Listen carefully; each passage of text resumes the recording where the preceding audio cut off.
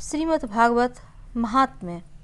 सूत जी कहते हैं, मुनिवर, उसमें अपने भक्तों के चित्त में अलौकिक भक्ति का प्रादुर्भाव हुआ देख भक्त वत्सल श्री भगवान अपना धाम छोड़कर वहां पधारे।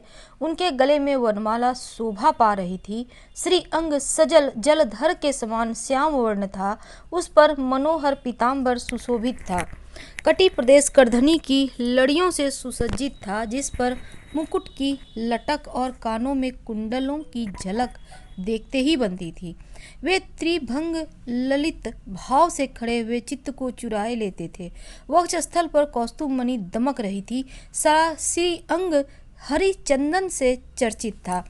उस रूप की शोभा क्या कहें। उसने तो मानो करोड़ों कामदेवों की रूप माधुरी छीन ली थी। वे परमानंद चिंत मूर्ति मधुर तिमधुर मुरलीधर ऐसी अनुपम छवि से अपने भक्तों के निर्मल चित्तों में आविर्भाव हुए। भगवान के नित्य लोक निवासी लीला परिकर उद्धव आदि वहां गुप्त रूप से उस कथा को सुनने के लिए आए हुए थे और प्रभु के प्रकट होते ही चारों ओर जय हो की ध्वनि होने लगी। उस समय भक्ति रस का अद्भुत प्रवाह चला। बार बार अबीर गुलाल और पुष्पों की वर्षा तथा शंख ध्वनि होने लगी। उस सभा में जो लोग बैठे थे उन्हें अपने देह गेह और आत्मा की भी कोई सुधि ना रही। उनकी ऐसी तन्मयता देख कर नारद जी कहने लगे, मुनीश्वरगण, आज सप्ताह श्रवण की मैंने यह बड़ी अलौकिक महिमा देखी। यहाँ तो जो लोग बड़े मूर्ख दुष्ट पशु पक्षी भी हैं, वे सभी अत्यंत निष्पाप हो गए हैं। अतः इनमें संदेह नहीं कि कली काल में चित्त की शुद्धि के लिए इस भागवत कथा के समान मृत्युलोक में पाप पुंज का नाश करने वाला कोई दूसरा पवित्र साधन नहीं है। मुनिवर, आप लोग बड़े कृपालु हैं। आपने संसार के कल्याण का विचार करके यह बिल्कुल निराला ही मार्ग निकाला है। आप कृपया यह तो बताइए कि इस कथा रूप सप्ताह यज्ञ के द्वारा संसार में कौन कौन लोग पवित्र हो जाते हैं। तो सनक आदि ने कहा, जो लोग सदा तरह तरह के पाप किया करते हैं, निरंतर दुराचार में ही तत्पर रहते हैं और उल्टे मार्गों पर चलते हैं, तथा जो लोग क्रोधाग्नि से जलते रहने वाले कुटिल और काम परायण हैं, वे सभी इस कलयुग में जो सप्ताह यज्ञ से पवित्र हो जाते हैं। जो सत्य से च्युत, माता पिता की निंदा करने वाले, तृष्णा के मारे व्याकुल, आश्रम धर से रहित, दंभी, दूसरों की उन्नति देखकर कुढ़ने वाले और दूसरों को दुख देने वाले हैं, वे सभी कलयुग में सप्ताह यज्ञ से पवित्र हो जाते हैं।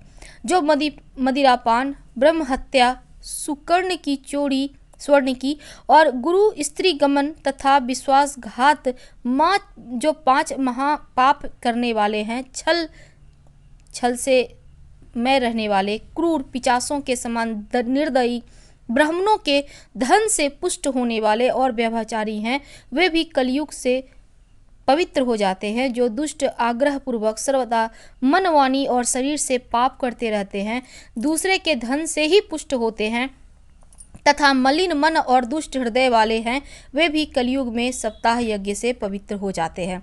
नारद जी, अब हम तुम्हें इस विषय में एक प्राचीन इतिहास सुनाते हैं। इसके सुनने से ही सब पाप नष्ट हो जाते हैं। पूर्व काल में तुंगभद्रा नदी के तट पर एक अनुपम नगर बसा हुआ था। वहाँ सभी वर्णों के लोग अपने अपने धर्मों का आचरण करते हुए सत्य और सत्कर्मों में तत्पर रहते थे। उस नगर में समस्त वेदों का विशेषज्ञ और श्रित स्तार्थ कर्मों में निपुण एक आत्मदेव नामक ब्राह्मण रहता था। वह साक्षात दूसरे सूर्य के समान तेजस्वी था। वह ध्वनि होने पर भी भिक्षाजीवी था। उनकी प्यारी पत्नी धुंधली, कुलीन एवं सुंदरी होने पर भी सदा अपनी बात पर अड़ जाने वाली थी। उसे लोगों की बात करने में सुख मिलता था। स्वभाव से क्रूर, प्रायः कुछ न कुछ बकवास करती रहती थी। गृह कार्य में निपुण थी, कृपण थी, झगड़ालू भी थी। इस प्रकार ब्राह्मण दंपति प्रेम से अपने घर में रहते थे। उनके पास अर्थ और भोग विलास की सामग्री बहुत थी। घर द्वार भी सुंदर थे, परंतु उससे उन्हें सुख नहीं था। जब अवस्था बहुत ढल गई तब उन्होंने संतान के लिए तरह तरह के पुण्यकर्म आरंभ किए और वे दीन दुखियों को गौ, पृथ्वी, स्वर्ण, वस्त्र आदि दान करने लगे। इस प्रकार धर्म मार्ग में उन्होंने अपना आधा धन समाप्त कर दिया, तो भी उन्हें पुत्र या पुत्री किसी का भी मुख देखने को नहीं मिला। इसलिए अब वह ब्राह्मण बहुत ही चिंतातुर रहने लगा। एक दिन वह ब्राह्मण देवता बहुत दुखी होकर घर से निकलकर वन को चल दिया। दोपहर के समय उसे प्यास लगी, इसलिए वह एक तालाब पर गया और संतान के अभाव के दुख ने उसके शरीर को बहुत सुखा दिया था, इसलिए थक जाने के कारण जल पीकर वहीं बैठ गया। 2 घड़ी बीतने पर वहां एक सन्यासी महात्मा आए। जब ब्राह्मण देव ने देखा कि वे जल पी चुके हैं, तब वह उनके पास गए और चरणों में नमस्कार करने के बाद सामने खड़े होकर लंबी लंबी सांसें लेने लगे। सन्यासी ने पूछा, कहो देवता, ये ते क्यों हो? तुम्हें क्या भारी चिंता है?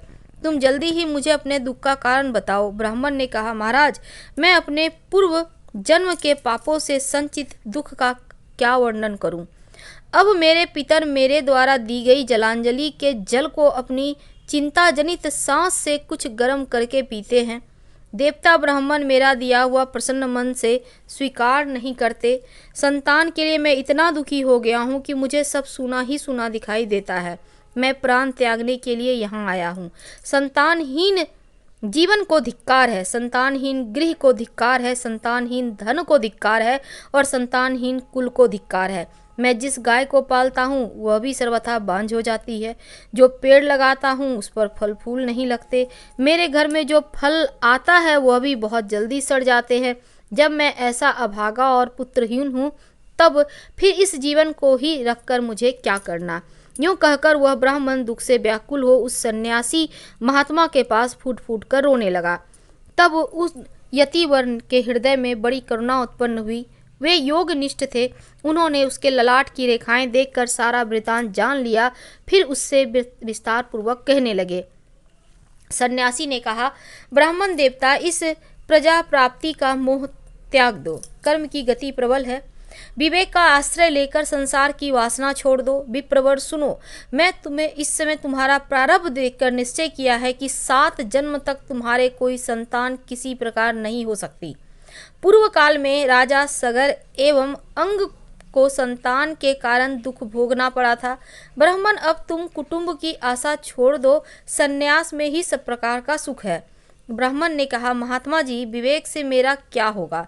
मुझे तो बलपूर्वक पुत्र दीजिए, नहीं तो मैं आपके सामने ही शोक मूर्छित होकर अपने प्राण त्यागता हूँ। जिससे पुत्र स्त्री आदि का जिसे सुख नहीं मिला, ऐसा संन्यास तो सर्वथा नीरस ही है। लोक में सरस तो पुत्र पौत्र आदि से भरा पूरा गृहस्थाश्रम ही है। ब्राह्मण का ऐसा आग्रह देखकर उन तपोधन ने कहा, विधाता के लेख को मिटाने का हठ करने से राजा चित्रकेतु को बड़ा कष्ट उठाना पड़ा था। इसलिए देव जिसके उद्योग को कुचल देता है, उस पुरुष के समान तुम्हें भी पुत्र से सुख नहीं मिल सकेगा। तुमने तो बड़ा हठ पकड़ रखा है और अर्थी के रूप में तुम मेरे सामने उपस्थित हो। ऐसी दशा में मैं तुमसे क्या कहूँ? जब महात्मा जी ने देखा कि यह किसी प्रकार अपना आग्रह नहीं छोड़ता, तब उन्होंने एक फल देकर कहा, तुम अपनी पत्नी को खिला देना, इससे उसके एक पुत्र होगा। तुम्हारी स्त्री को 1 साल तक सत्य, शौच, दया, दान और एक समय एक ही अन्न खाने का नियम रखना चाहिए। यदि वह ऐसा करेगी तो बालक बहुत शुद्ध स्वभाव वाला होगा। यूँ कहकर वे योगीराज चले गए और ब्राह्मण अपने घर लौट आया। वहां आकर उसने वह फल अपनी स्त्री के हाथ में दे दिया और स्वयं कहीं चला गया। उसकी स्त्री तो कुटिल स्वभाव की ही थी। वह रो धोकर अपनी एक सखी से कहने लगी, सखी, मुझे तो बड़ी चिंता हो गई, मैं तो यह फल नहीं खाऊंगी।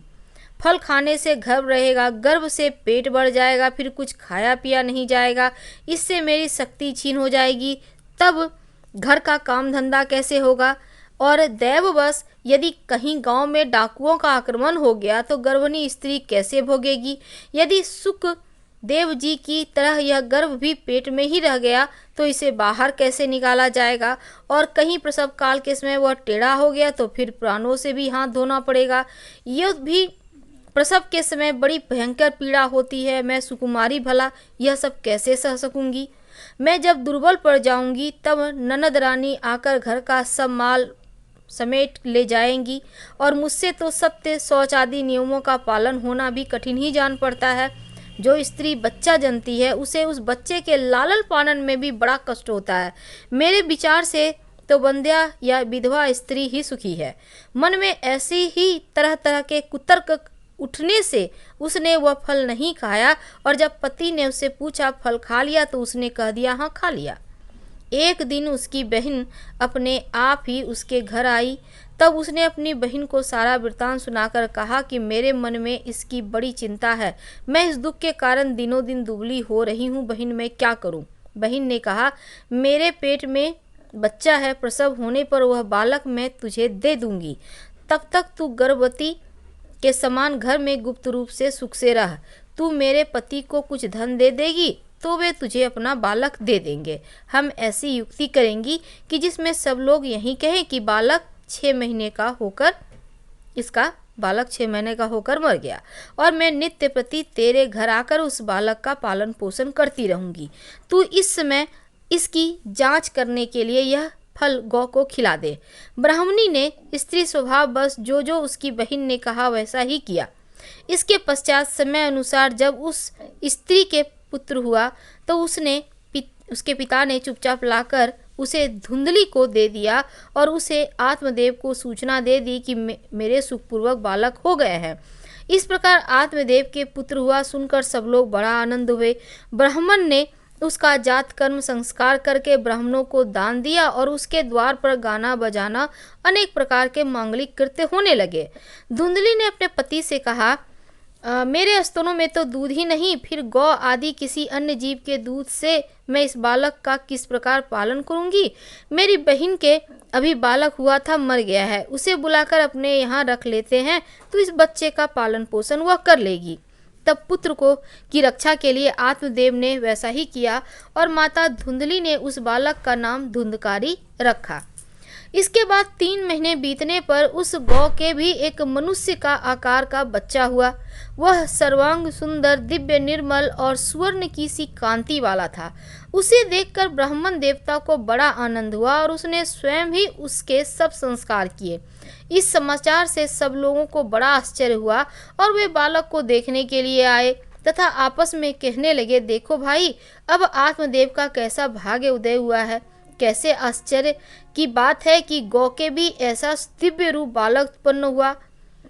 दैव योग से इस गुप्त रहस्य का किसी को भी पता ना लगा, और आत्मदेव ने उस बालक के गौके से कान लगाकर उसका नाम गोकर्ण रखा। कुछ काल बीतने पर वे दोनों बालक जवान हो गए। उनमें गोकर्ण तो बड़ा पंडित और ज्ञानी हुआ, किंतु धुंधकारी बड़ा ही दुष्ट निकला। खान पान का शौकीन, ब्राह्मणोचित आचारों का उसमें नाम भी नहीं था, न खान पान का ही कोई परहेज था। क्रोध उसमें बहुत बढ़ा चढ़ा था। वह बुरी बुरी वस्तुओं का संग्रह करता, मुर्दे के हाथ से छुआन हुआ अन्न भी खा लेता। दूसरों की चोरी करना, सब लोगों से द्वेष बढ़ाना उसका स्वभाव बन गया। छिपे छिपे वह दूसरों के घरों में आग लगा देता, दूसरों के बालकों को खिलाने के लिए गोद में लेता और उन्हें चट कुएं में डाल देता। हिंसा का उसे व्यसन सा हो गया था। हर समय वह अस्त्र शस्त्र धारण किए रहता और बेचारे अंधे और दीन दुखियों को व्यर्थ का तंग करता। चांडालों से उसका विशेष प्रेम था। बस हाथ में फंदा लिए कुत्तों की टोली के साथ शिकार की टोह में घूमता रहता। पिता की सारी संपत्ति उसने नष्ट कर दी। एक दिन माता पिता को मार पीट कर घर के सब बर्तन भांडे उठा ले गया। इस प्रकार जब सारी संपत्ति स्वाहा हो गई तब उसका कृपण पिता फूट फूट कर रोने लगा और बोला, इससे तो इसकी माँ का बांझ रहना ही अच्छा था। कुपुत्र तो बड़ा ही दुखदाई होता है। अब मैं कहाँ रहूँ, कहाँ जाऊँ? मेरे इस संकट को कौन काटेगा? हाय, मेरे ऊपर तो बड़ी विपत्ति आ पड़ी है। इस दुख के कारण अवश्य मुझे एक दिन प्राण छोड़ने पड़ेंगे। उसी समय परम ज्ञानी गोकर्ण जी वहाँ आए और उन्होंने पिता को वैराग्य का उपदेश करते हुए बहुत समझाया। वे बोले, पिताजी यह संसार असार है, अत्यंत दुख रूप और मुँह में डालने वाला है। पुत्र किसका, धन किसका, स्नेहवान पुरुष रात दिन दीपक के समान जलता रहता है। सुख ना तो इंद्र को है, ना चक्रवर्ती राजा को ही सुख है, केवल विरक्त एकांत जीवी मुनि को। यह मेरा पुत्र है, इस अज्ञानता को छोड़ दीजिए। मोह से नरक की प्राप्ति होती है। यह शरीर तो नष्ट होगा ही, इसलिए सब कुछ छोड़कर वन में जाइए। गोकर्ण के वचन सुनकर आत्मदेव वन में जाने के लिए तैयार हो गए और उनसे कहने लगा, बेटा वन में रहकर मुझे क्या करना चाहिए, यह मुझसे विस्तार पूर्वक कहो। मैं बड़ा मूर्ख हूँ, अब तक कर्मवश स्नेह पास में बंधा हुआ अपनी भांति इस घर रूप अंधेरे कुएं में ही रहना पड़ रहा है। तुम बड़े दयालु हो, इससे मेरा उद्धार करो। गोकर्ण ने कहा, पिताजी यह शरीर हड्डी मांस और रुधिर का है, पिंड है, इसे आप मैं मानना छोड़ दें और स्त्री पुत्र आदि को अपना कभी न माने। इस संसार को रात दिन छंभंगुर देखें, इसकी किसी भी वस्तु को अस्थाई समझकर उसमें राग ना करें। बस एकमात्र वैराग्य रस के रसिक होकर भगवान की भक्ति में लगे रहें। भगवत भजन ही सबसे बड़ा धर्म है, निरंतर उसी का आश्रय लिया करें। अन्य सब प्रकार के लौकिक धर्मों से मुख मोड़ लें। सदा साधु जनों की सेवा करें, लोगों की लालसा को पास न फटकने दें और जल्दी से जल्दी दूसरों के गुण दोषों का विचार करना छोड़कर एकमात्र भगवत सेवा और भगवान की कथाओं के रस का ही पान करें। इस प्रकार पुत्र की वाणी से प्रभावित होकर आत्मदेव ने घर छोड़ दिया और वन की यात्रा की। यदि भी उसकी आयु उस समय 60 वर्ष की हो चुकी थी, फिर भी बुद्धि में पूरी दृढ़ता थी। वहाँ रात दिन भगवान की सेवा पूजा करने से, नियम पूर्वक भगवत के 10वें स्कंद का पाठ करने से उसने भगवान श्री कृष्ण चंद्र को प्राप्त कर लिया। श्रीमद् भागवत महापुराण अध्याय समाप्त हुआ। अगले अध्याय में हम आपसे कल मिलेंगे। धन्यवाद।